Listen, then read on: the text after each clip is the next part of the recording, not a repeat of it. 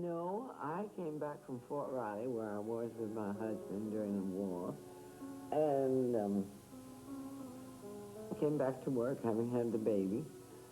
And one day they came to me and they said, Jennifer Jones doesn't want to play this, and it's a great opportunity. And I read it and said, well, Heidi tomorrow ought to play it, because there's no acting to it. I said, it's just meant to be a beautiful woman, and I'm not as pretty as this girl is touted to be in the film. And they said, well, we think you're right for it. And I said, well, I don't, but if you want me to do it, I'm under contract and I'll do it. So? They are not long, the days of wine and roses. Out of a misty dream, our path emerges for a while, then closes within a dream. That's the way it is, isn't it, Laura? You have heard the voice of Waldo Lydecker by electrical transcription. Waldo, you've taken one night. Isn't that enough? The best part of myself. That's what you are. Do you think I'm going to leave it to the vulgar cawing of a second-rate detective who thinks you're a dame? Do you think I could bear the thought of him holding you in his arms, kissing you, loving you? Laura! It's Mark. Open the door. Laura! Find us together, Laura. As we always have. We always will be. Did you like directors that told you exactly how to play a scene, almost like you're acting it out? Well, I never worked, I worked with Lubitsch, too, Ernst Lubitsch, who was a brilliant director. And they never did that with me. They never told me how to play a scene, you know. Not even Lubitsch? No. We had a funny experience. One day he started to yell, and I said, now, wait a minute, Ernst. If you yell, I can never produce what you want on film. So just calm down and don't yell any more at me, you know? And he looked at me rather surprised that I would dare to question his authority. But, And von Sternberg, I mean, was also... he didn't scream, no. Of course, that was so long ago.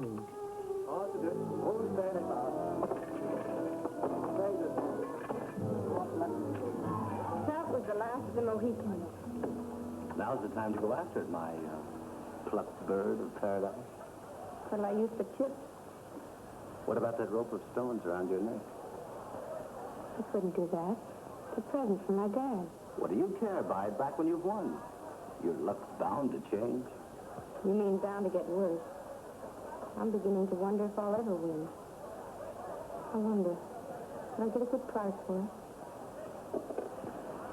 Your question insults the house. We buy and sell everything in the most honorable manner. You're a beautiful woman, puppy. This sparkle is artificial. You won't need it.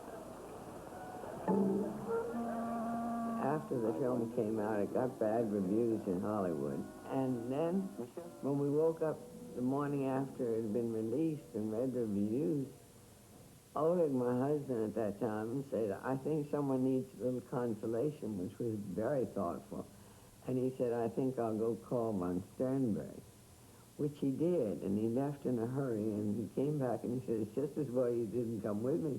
He said, it would have scared you to death. He said, he lives in a house behind a moat, like a medieval prince or something. And then inside, he has a throne room where he sits in a throne and presses buttons and rain comes down. He said it's unbelievable what this man has done to call him, to call his house a chez soi.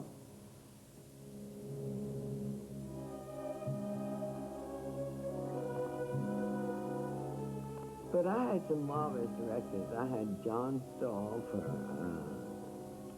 Leave It to Heaven. It was a difficult part.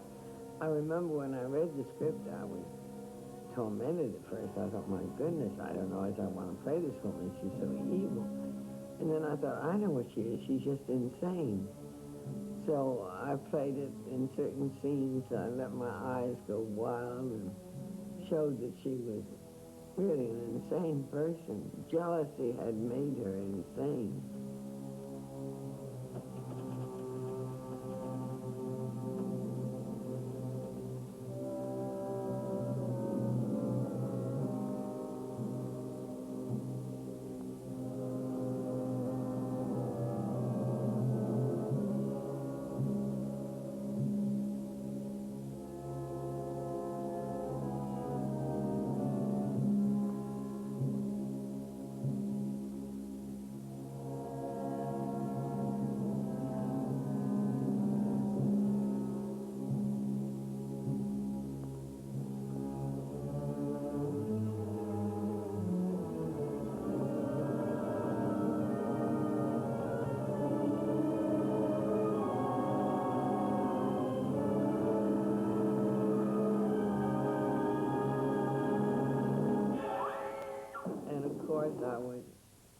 nominated for the award. There were 3 nominations. I was one, Ingrid Bergman was the other, and Joan Crawford was the 3rd. And I remember my husband, Ole Cassini, when we were sitting there, he said, "You're going to get it, you're going to get it." And I said, "No, I'm not. I can tell right away from the applause after this clip was shown, you know." I said, "It's not me. I think it's Bergman." And then I was surprised that it was Joan Crawford.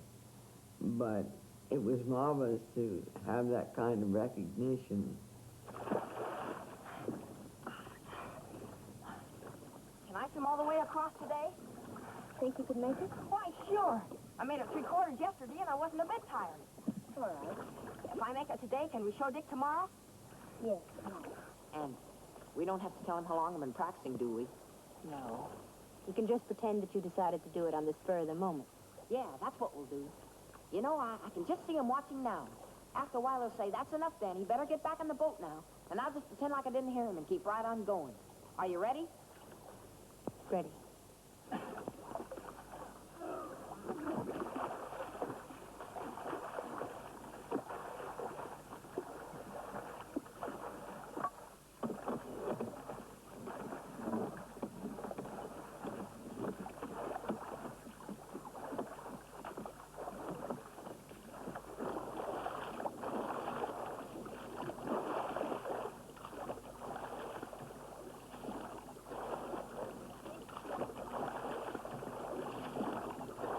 Think you could make it, Danny?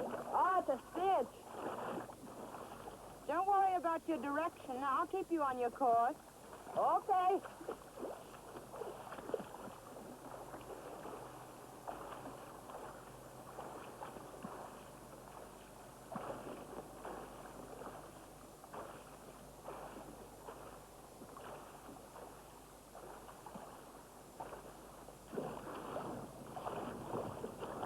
Are we halfway to the point yet? Not yet.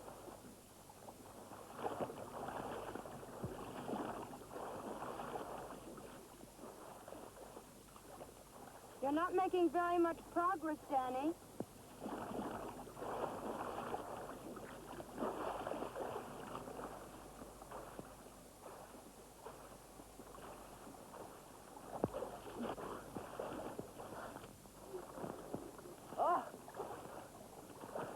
Oh, water's cold, colder than I thought. I ate too much lunch. I got a stomachache. Alan, it's a cramp. Alan, it's a cramp.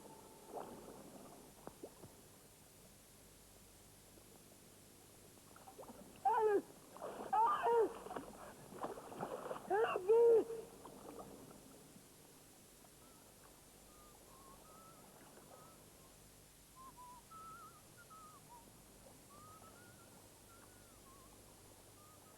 Est-ce que vous aimiez votre visage qu'on voit sur l'écran?